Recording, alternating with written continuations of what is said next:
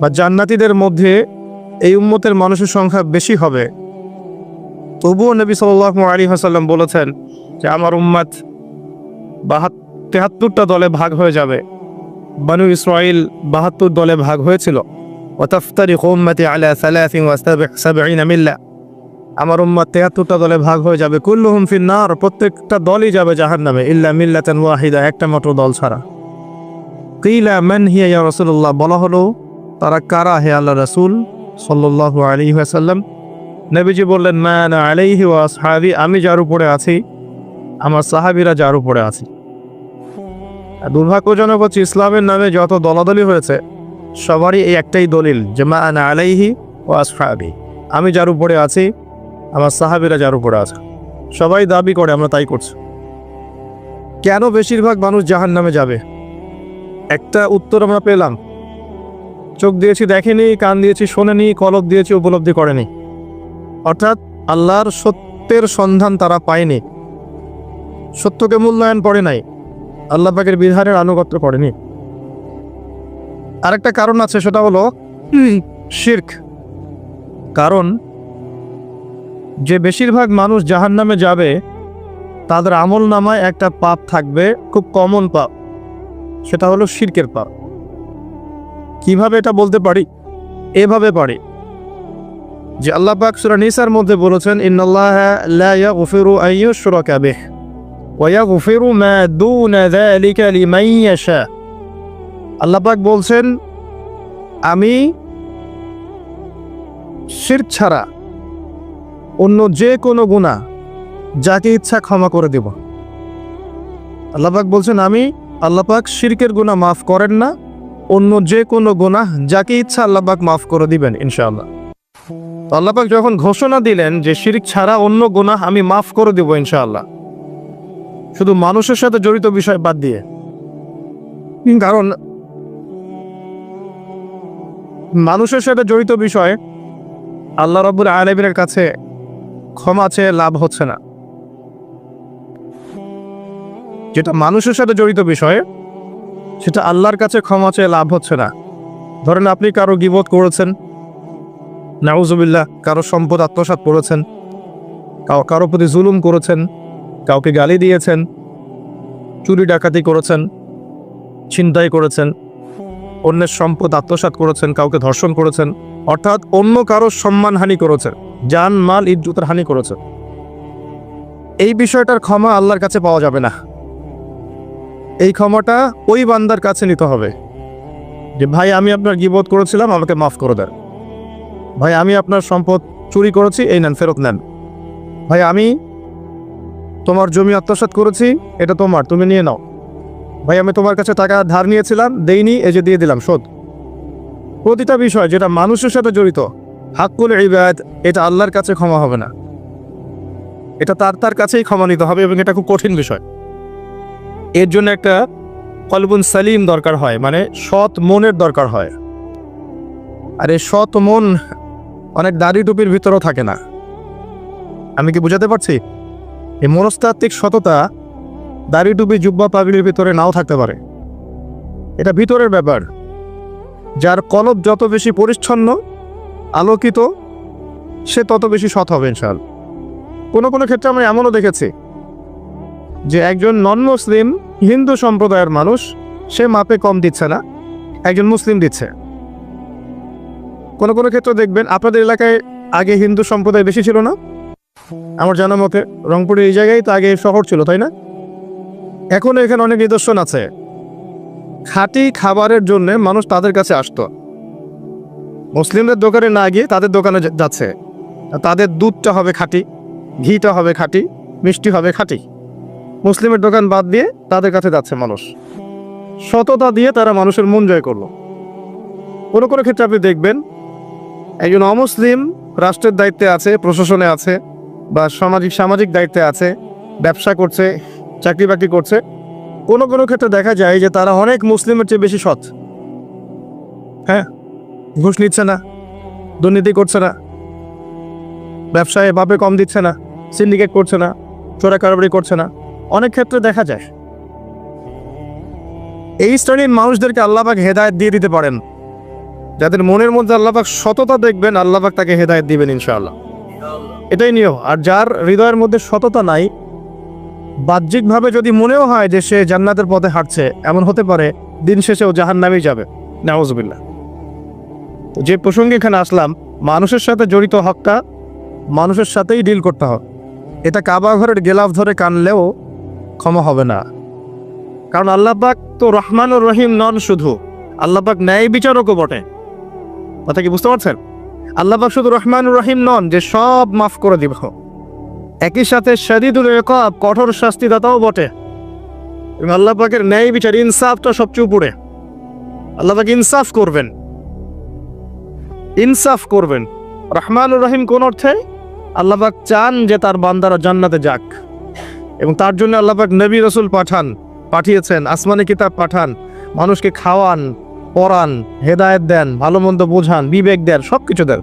রহমানুর রহিম ছাড়া কোনো সত্তা এমন করতে পারে? এরপরেও যখন মানুষ জাহান্নামের পথে হাঁটবে, তখন আল্লাহ পাক কি আমরা দোষ দিতে পারবো? পারবো না। কিয়ামতের দিনের দরকার ছিল। আগে আমরা ভাবতাম যে কিয়ামতের দিনের কি দরকার ছিল, ছোটবেলায় ভাবতাম আর কি, যে এত সমস্যা, মানুষ হয়ে জন্ম নিয়েই তো বিপদে পড়ে গেলাম, কিয়ামতের দিনে তো অবস্থা খারাপ, কি জন্য আল্লাহ এত কঠিন শাস্তি দিবেন, জাহান্নাম সৃষ্টি করেছেন ইত্যাদি। সত্যিকার অর্থে কিয়ামতের দিন না থাকলে কোনো জালেমের বিচার হতো না, যাদের বিচার দুনিয়া হয়নি। কথা কি বুঝতে পারছেন? যে জালেমদের বিচার দুনিয়াতে হয় নাই, তারা পার পেয়ে যেত। কিয়ামতের মাঠ আছে বলেই তারা পার পাবে না। আর যে মাজলুমরা দুনিয়াতে কেঁদেছে, দুনিয়াতে কষ্ট সহ্য করেছে, সাফার করেছে, তাদের জন্য সুসংবাদ কিয়ামতের মাঠ, তারা সেখানে প্রতিদান পাবে ইনশাআল্লাহ। এজন্যই কিয়ামতের মাঠের দরকার ছিল। না হলে সব জালেম কি হতো? পার পেয়ে যেত, যারা দুনিয়াতে বিচার পায়নি। তো এর জন্য সৎ মনের দরকার। যদি মানুষের সাথে জড়িত বিষয় থাকে, তাকে ফেরত দিতে হবে। যদি আপনি জনগণের সম্পদ আত্মসাৎ করে থাকেন, সবার সামনে দাঁড়িয়ে বলতে হবে যে তোমাদের এই সম্পদ ছিল, আমি আত্মসাৎ করেছি, আমার সম্পদ থেকে এগুলো নিয়ে নাও। তারপরে জান্নাতের প্রশ্ন আসবে, তার আগে নয়। এত সহজ নয়। তাহলে কিয়ামতের মাঠে উঠে দেখবেন কিছু কিছু মানুষের ঘাড়ের মধ্যে দেখবেন রিলিফের মাল আছে। হ্যাঁ, কিয়ামতের মাঠে উঠে দেখবেন কিছু মানুষের ঘাড়ে রিলিফের মাল আছে, টিন আছে, গম আছে, চাল আছে, ত্রাণ আছে। নবী সাল্লাল্লাহু আলাইহি ওয়াসাল্লাম বলেছেন, যে যেটা আত্মসাৎ করবে সেটা নিয়ে কিয়ামতের মাঠে উঠবে। হ্যাঁ, কেউ যদি একটা গরু আত্মসাৎ করে থাকে, গরু তার ঘাড়ে থাকবে। হ্যাঁ, গরু নিয়ে হাঁটবে সে। কেউ যদি ছাগল আত্মসাৎ করে থাকে, ছাগল থাকবে ঘাড়ে। কেউ যদি কারো জমিন আত্মসাৎ করে থাকে, জমি, ওই এক তবক হলে 7 তবক চাপিয়ে দেওয়া হবে। তবক মানে তো বোঝেন, তবাক আইন তবাক, কোরআন পড়ে দেখেন। এর জন্য দুনিয়াতে হকটা মেটাতে হবে। এটা খুব ডিফিকাল্ট। ওমর রাদিয়াল্লাহু আনহু একবার একজন বেদুইনের বুকের মধ্যে লাঠি দিয়ে আঘাত করেছিলেন। আঘাত করাটা তার জন্য জায়েজই ছিল ওই সময়, কারণ সে বিরক্ত করছিল বারবার। ওমর রাদিয়াল্লাহু আনহু রাষ্ট্রীয় বড় দায়িত্ব পালনে ব্যস্ত ছিলেন। এই সময় একজন বেদুইন এসে তার জামা ধরে টান দিচ্ছে, দিয়ে বলছে যে আমার কথা শোনেন, আমার কথা শোনেন।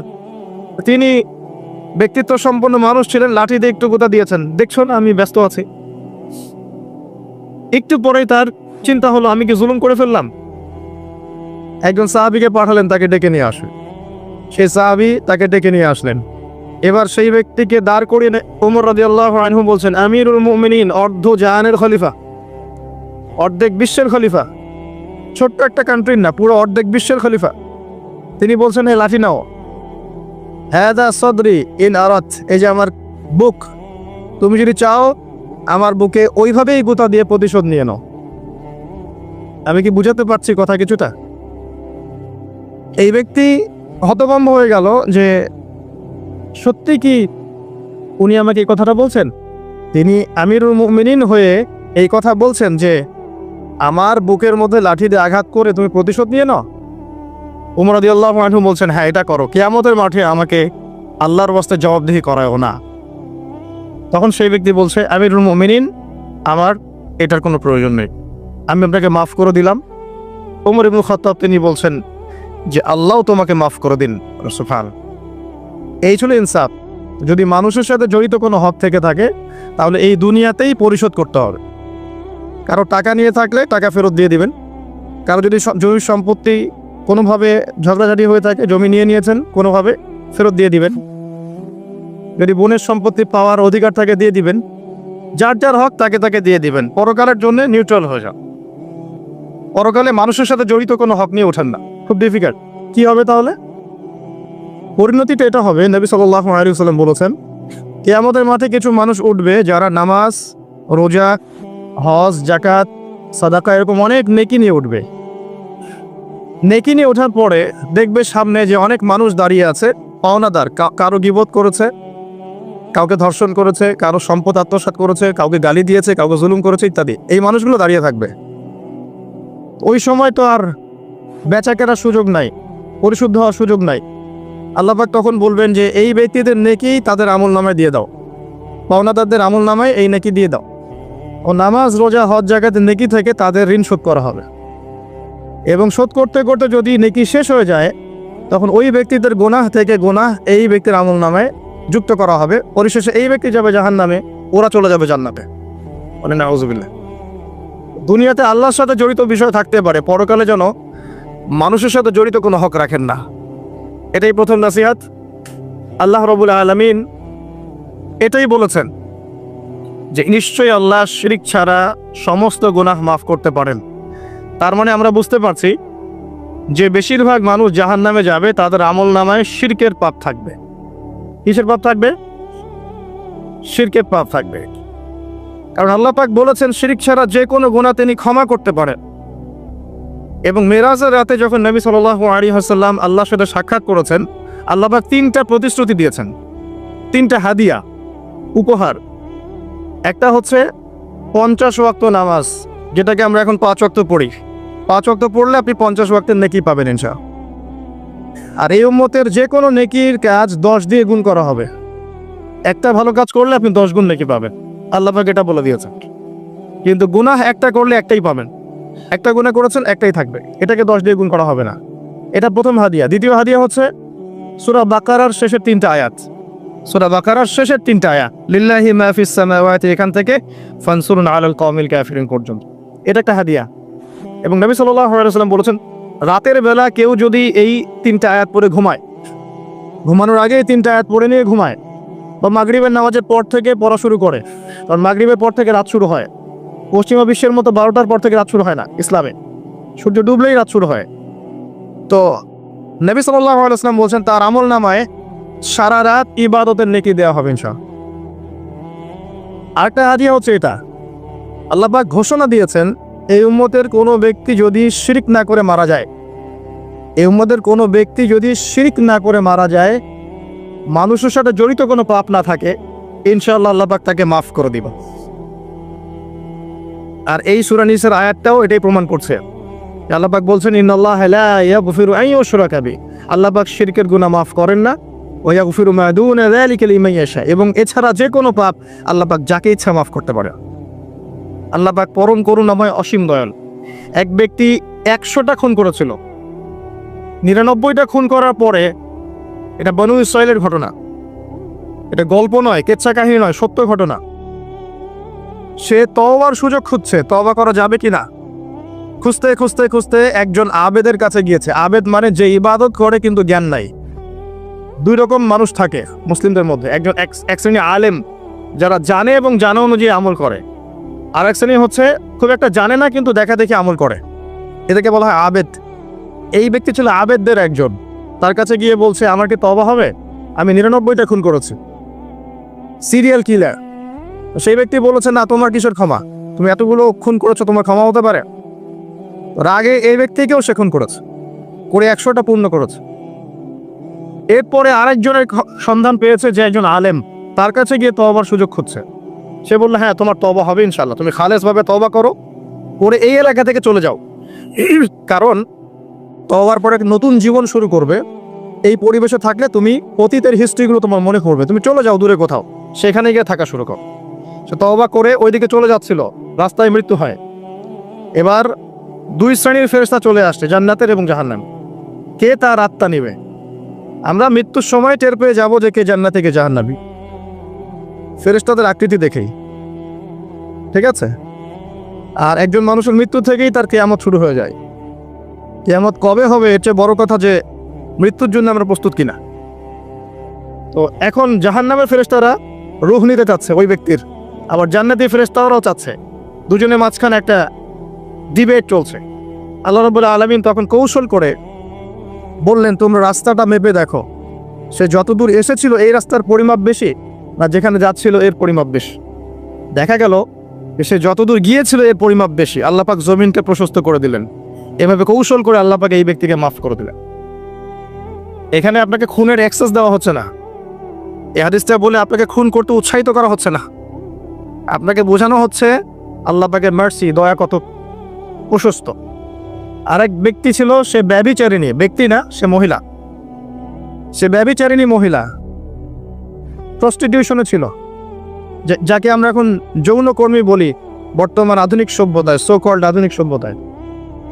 এবং তাদের অধিকারের জন্য আমরা অনেক কিছুই করতে চেষ্টা করি। আমরা একটা স্লোগানও দিই, আমার দেহ আমার সিদ্ধান্ত, নাউজুবিল্লাহ। তো এই মহিলা রাস্তা দিয়ে যাচ্ছিল, দেখেছে একটা কুকুর পিপাসার্থ, প্রচণ্ড পিপাসার্থ, জিহ্বা বেরিয়ে গেছে। তার মায়া লাগলো, সে নিজের মোজাটা খুলে কুয়াতে নামালো। আমি অনেক কষ্ট করে সে পানি উঠালো, উঠিয়ে কুকুরকে পান করিয়েছে। এই একটা কাজের জন্য আল্লাহ পাক তাকে মাফ করে দিয়েছে। আরেকজন ব্যক্তি যে প্রচণ্ড পাপী ছিল, মৃত্যুর সময় সে তার সন্তানদেরকে ওসিয়ত করছে যে আমি অনেক অন্যায় করেছি, আল্লাহ যদি আমাকে ধরতে পারেন তাহলে আমার অবস্থা খারাপ। তো আমি যখন মারা যাব তখন আমার দেহটাকে পুড়িয়ে ফেলবে, পুড়িয়ে অর্ধেক ছাই বাতাসে ভাসিয়ে দিবে আর অর্ধেক ছাই সমুদ্রে ভাসিয়ে দিবে। মানে বাতাসে অর্ধেক উড়িয়ে দিবে, সমুদ্রে অর্ধেক ভাসিয়ে দিবে। ছেলেরা তাই করলো। এই ব্যক্তির আকীদা কি? যদি আল্লাহ আমাকে ধরতে পারেন তাহলে খবর আছে। তার মানে ওর আকীদা যে আল্লাহ ধরতে পারবেন না এমন করলো। এটা কিন্তু কুফরি আকীদা, তাই নয় কি? পুনরুত্থানে বিশ্বাস না করাটা কুফরি নয় কি? ইমানের 6টা পিলারের একটা হচ্ছে পরকালে বিশ্বাস, তাই না? একটা পিলারই তো তার মধ্যে নাই। তো সন্তানরা তাই করলো। আল্লাহ পাক সাগরকে বললেন ছাই জমা করে দাও, জমিনকে বললেন ছাই জমা করে দাও। আর বাই দ্য ওয়ে, আল্লাহর আদেশ প্রকৃতি শোনে, মানুষ না শুনলে প্রকৃতি শোনে। সাগরের পরে গিয়ে আপনি দাঁড়ান, দাঁড়িয়ে থাকবেন, এই বিশাল সমুদ্র গর্জন করতে করতে আসবে, এসে বিনয়ের সাথে আপনার পা ধুয়ে দিবে। আল্লাহ পাক তাকে এই আদেশ করেছেন, তোমার সামনে দাঁড়ালে পা ধুয়ে দিও, অহংকার করো না। আল্লাহ যখন ওই সমুদ্রকে আদেশ করবেন যে এই জনপদের লোকেরা আমার আদেশ মানছে না, জলোচ্ছ্বাস দিয়ে উড়িয়ে দাও, সমুদ্র তাই করবে। প্রকৃতি আল্লাহর কথা শোনে। ছাই জড়ো করা হলো। জড়ো করার পরে আল্লাহ পাক এই ব্যক্তিকে আবার পুনরুজ্জীবিত করে জিজ্ঞাসা করলেন, কি জন্য এই কাজটা করেছেন, কেন এই কাজটা করেছো? তখন এই ব্যক্তি বলছে, হাদিসের কথাগুলো এমন, এই ব্যক্তি বলছে, মিন খাশিয়াতিকা ইয়া রাব্বি, আল্লাহ আমি তোমার ভয়ে এই কাজটা করেছি না। আর তুমি খুব ভালো করেই জানো হে আল্লাহ যে আমি তোমার ভয়ে করেছি না অন্য কোনো কারণে করেছি। আল্লাহ পাক বললেন, আমি তোমাকে মাফ করে দিলাম। আর দুজন ব্যক্তি, এটা বলে সামনে যাচ্ছেন, আর দুজন ব্যক্তি, এটা আমাদের মুসলিমদের জন্য শিক্ষা আছে। আমরা মুসলিমরা মনে করি যে আমরা সুপিরিয়র হয়ে গেছি। মাশাআল্লাহ, জুমার নামাজে আসি, রমজানের রোজা রাখি, মাঝে মাঝে একটু যাকাত দেই, সুযোগ পেলে একটা হজ উমরা করে আসি, তাই না? মাঝে মাঝে মসজিদে এসে নামাজ পড়ি, আমরা মনে হয় জান্নাতের সার্টিফিকেট পেয়ে গেছে, আমরা এমনটা মনে করি আর কি। দুই ব্যক্তি, একজন অনেক আল্লাহওয়ালা মানুষ, আর একজন হচ্ছে যে আল্লাহর দিনের খুব একটা পরোয়া করে না। তো এই বন্ধু সেই বন্ধুকে দাওয়াত দেয়, দিনের পথে আসো, দিনের পথে আসো, আসো। এই ব্যক্তি শোনে না। তো একদিন এই ব্যক্তি বলে ফেললো, যে ব্যক্তি একটু পায়াস টাইপের রিলিজিয়াস মুসলিম, সে বলে ফেললো যে আল্লাহ তোকে কখনো মাফ করবে না। কথাটা শোনেন, আল্লাহ তোকে মাফ করবে না, তোকে এত ডাকি দাওয়াত দিই, তুই কথা শুনিস না। মৃত্যুর পরে আল্লাহ পাক এই দুইজনকে জীবিত করলেন। জীবিত করে বললেন, কে তোমাকে ইখতিয়ার দিয়েছে যে আমি কাউকে ক্ষমা করব কি করব না এই বিষয়ে সিদ্ধান্ত দেওয়ার? আজকে আমি ওকে মাফ করে দিলাম আর তোমাকে জাহান্নামে দিলাম, যাও। যার মনের মধ্যে যাররা পরিমাণ অহংকার থাকবে সে ব্যক্তি জান্নাতে যেতে পারবে না। আর অহংকার এবং রিয়াটা এত সূক্ষ্ম যে অন্ধকার রাতের কালো পাথরের উপরে যদি কালো পিঁপড়া হাঁটে, এটা যেমন সূক্ষ্ম, রিয়া এবং অহংকার এতটাই সূক্ষ্ম। এবং যখন আপনারা ইসলামিক ব্যক্তিত্বদেরকে নিয়ে আইওয়াশ এবং শোডাউনে লিপ্ত হন, তখন অহংকার তাদের মনের মধ্যে চলে আসতে পারে। এই বিষয়গুলো থেকে সম্পূর্ণ দূরে থাকা উচিত। আল্লাহ পাক আপনাদেরকে বোঝার তৌফিক দান করুন। শিরকের পাপ থেকে বেঁচে থাকুন, মানুষের সাথে জড়িত পাপ থেকে বেঁচে থাকুন। আল্লাহ পাক পরম করুণাময়, অসীম দয়ালু। আল্লাহ পাক সমস্ত গুনাহ মাফ করতে পারেন। এর মানে এই নয় যে গুনার এক্সেস দেওয়া হচ্ছে, লাইসেন্স দেওয়া হচ্ছে, এমনটা নয়। আল্লাহ পাকের দয়া বোঝানো হচ্ছে। আল্লাহ আপনাকে ভালোবাসেন এবং আল্লাহই আপনাকে প্রকৃত অর্থে ভালোবাসেন, বাকিরা আপনাকে স্বার্থের জন্য ভালোবাসে। মনে রাখবেন, প্রকৃত অর্থে শুধু আল্লাহই তার বান্দাদেরকে ভালোবাসে, বাকিরা মানুষের অবস্থানকে ভালোবাসে, মানুষের ব্যক্তিসত্তাকে নয়, আপনার আত্মাকে নয়, আপনার অবস্থানকে। এটা আপনি হারে হারে উপলব্ধি করবেন যত দিন যাবে। বাকি বিষয়গুলো স্বার্থকেন্দ্রিক। আল্লাহ রাব্বুল আলামিনের ভালোবাসা স্বার্থকেন্দ্রিক নয়, নিঃস্বার্থ। আল্লাহর জন্যে ভালোবাসো। মাকে ভালোবাসেন আল্লাহর জন্যে, বাবাকে ভালোবাসেন আল্লাহর জন্যে, আপনি সন্তান সন্ততিকে ভালোবাসেন আল্লাহর জন্যে, স্ত্রীকে ভালোবাসেন আল্লাহর জন্যে। তাদের জন্য করেন আল্লাহকে সন্তুষ্ট করার জন্যে, তাদের কাছে কিছু পাওয়ার আশায় না। যখন আপনি কারো কাছে কিছু পাওয়ার আশা করবেন, তখন তার কাছ থেকে কষ্ট পাবেন। যখন কারো কাছে কিছু পাওয়ার জন্য আপনি আশা করবেন, তখন তার কাছে কষ্ট পাবেন। এর বাইরে একটা ভালোবাসা থেকে, ডিভাইন, আল্লাহর পক্ষ থেকে আসে। সেই দুই ব্যক্তি যারা আরশের ছায়ায় ছায়া পাবে, ওই 7 শ্রেণীর মধ্যে এক শ্রেণী হচ্ছে ওই দুই ব্যক্তি যারা একে অপরকে শুধু আল্লাহর জন্য ভালোবাসত। এই ভালোবাসা, মুআমালাত, আপনার উঠা বসা, চলাফেরা, ইবাদত, প্রতিটা কাজ হোক শুধু আল্লাহর সন্তুষ্টির জন্য। এটাই হচ্ছে তাওহীদের চূড়ান্ত লেভেল। তখন গিয়ে আপনি আল্লাহর মারিফত বুঝতে পারবেন, আল্লাহকে আপনি আপন করে পাবেন। যখন ডাকবেন, দেখবেন আল্লাহ আপনার কাছে আছে। এমন সময় দেখবেন মনে মনে কিছু চিন্তা করেছেন যে আমার এটা দরকার, দেখবেন বাসায় গিয়ে ওটা হাজির আপনার সামনে। নবী সাল্লাল্লাহু আলাইহি ওয়াসাল্লাম এটাই বলেছেন, জুতার ফিতার প্রয়োজন হলেও আল্লাহর কাছে চেয়ে নাও। তোমার যদি জুতার ফিতার প্রয়োজন হয়, আল্লাহর কাছে চেয়ে নাও, কারো কাছে চেয়েও না। আব্দুর রহমান বিন আউফ রাদিয়াল্লাহু আনহু মদিনায় গিয়েছেন হিজরত করে। অন্য একজন সাহাবী বলছেন, আমার 2টা বাড়ি আছে, একটা নিয়ে নেন, 2টা জমি আছে, একটা নিয়ে নেন। আব্দুর রহমান বিন আউফ তিনি বলছেন, আরিনি আইনাস সুক, আমাকে দেখিয়ে দাও যে বাজার কোথায়। অল্প কিছু খেজুর কিনলেন, আল্লাহর প্রতি তাওয়াক্কুল করে গায়রাতের পরিচয় দিলেন, ব্যক্তিত্বের পরিচয় দিলেন, দিয়ে তিনি চলে গেলেন বাজারে। বাজারে গিয়ে ব্যবসা শুরু করলেন। মাত্র 7 বছরের ব্যবধানে তিনি মদিনার শ্রেষ্ঠ ধনীদের একজন হয়েছেন। আল্লাহর হয়ে যান, শুধু আল্লাহকে আপন করে নেন, দেখবেন সবকিছু আপনার অনুকূলে ইনশাআল্লাহ। ইন্না সলাতি ওয়া নুসুকি ওয়া মাহইয়ায়া ওয়া মামাতি লিল্লাহি রাব্বিল আলামিন, এই কনসেপ্টে আসেন। ইব্রাহিম আলাইহিস সালাম বলেছেন, আমার সালাত, আমার যত কুরবানি, আমার জীবন, আমার হায়াত, মৃত্যু সবকিছু আল্লাহর জন্য। তখন দেখবেন দুনিয়াতে যদি আল্লাহর পথে চলতে আপনি বাধা পান, বিপত্তি পান, কষ্ট পান, দুঃখ কষ্ট আসে, বালা মুসিবত আসে, আপনার মুখে হাসি থাকবে। আপনি বুঝবেন এগুলো আল্লাহর জন্য, আল্লাহ এগুলোর প্রতিদান দিবেন ইনশাআল্লাহ। এবার আসেন আরেকটা পয়েন্ট এসে আমি আলোচনা শেষ করতে চাই। আমাদের সামনে একটা মৌসুম অপেক্ষা করছে আল্লাহর ক্ষমা পাওয়ার। 3 শ্রেণীর মানুষের জন্য নবী সাল্লাল্লাহু আলাইহি ওয়াসাল্লাম অভিশাপ দিয়েছেন। অভিশাপ